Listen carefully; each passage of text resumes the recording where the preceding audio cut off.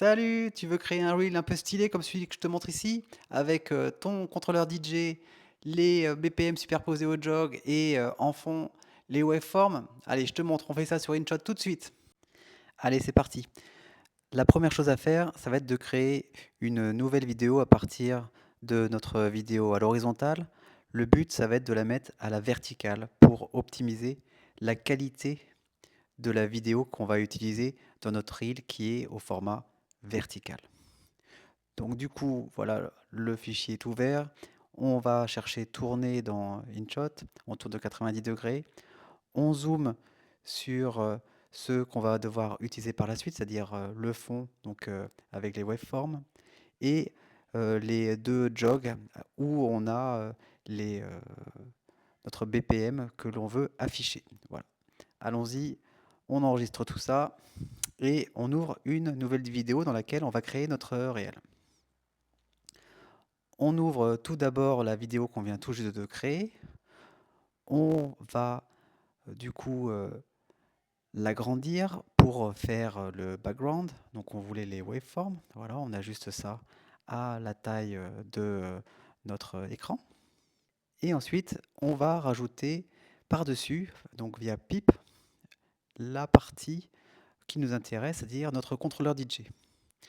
On va utiliser la fonction crop pour cela. Donc on sélectionne juste la partie de l'écran qui concerne notre contrôleur. Voilà. On ajuste autant qu'on peut. Voilà, c'est fait.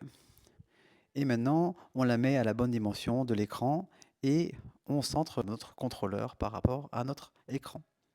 On va aller maintenant insérer les valeurs de nos BPM que l'on va essayer de superposer à nos jogs. Et pour ça, on va sur pip, encore une fois, et on sélectionne notre vidéo à la verticale. On agrandit un peu, on tourne à 90 degrés pour que ce soit dans le bon sens, on ajuste le cercle du BPM à l'échelle du jog, voilà, c'est à peu près ça.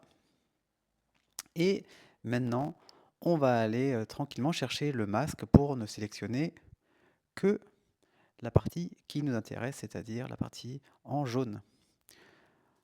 Voilà le masque rond, on centre, on réduit la taille du masque pour que on s'ajuste au rond jaune ou un peu aux alentours. Voilà, on va le déplacer tranquillement juste au-dessus du jog, comme ça, et voilà, c'est fait. Maintenant, en fait, il nous suffit de dupliquer ce qu'on vient de faire et on va pouvoir comme ça aller beaucoup plus vite. Voilà, on duplique, on raligne le tout, on fera bien attention à ce que la vidéo soit bien collée au temps zéro pour qu'il n'y ait pas de décalage en fait entre ce que l'on voit sur le jog et ce que l'on voit sur les waveforms et ce que l'on voit sur nos commandes au contrôleur DJ. Voilà, c'est fait.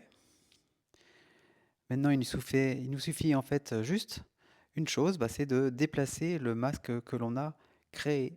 Voilà, on arrive sur du coup le second BPM. On recentre bien euh, notre masque et il nous suffit ensuite de le redéplacer pour le superposer au deuxième jog. Voilà, c'est fait. On y est maintenant. Pour finir le reel, il faut masquer un tout petit peu la waveform qui est un peu trop apparente. Donc pour cela, on va créer un texte fictif en blanc sur blanc. Voilà, on sélectionne le blanc. On va aller chercher après l'étiquette rectangulaire et on va régler l'opacité sur 50%.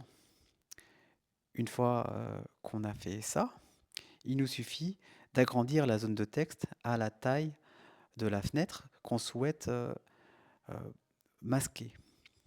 Donc voilà, on masque avec un peu de transparence. Du coup, on met vraiment en valeur uniquement le contrôleur DJ. On fait la partie du haut d'abord. on étend ce masque du début à la fin de la vidéo et on va dupliquer le tout pour pouvoir faire la même chose mais côté bas.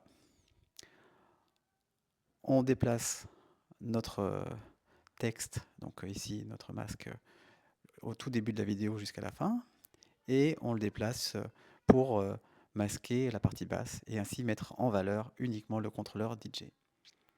Et voilà, c'est terminé, il suffit d'exporter et le RL est prêt. Voilà, j'espère que ça vous a plu. Abonnez-vous, à très bientôt.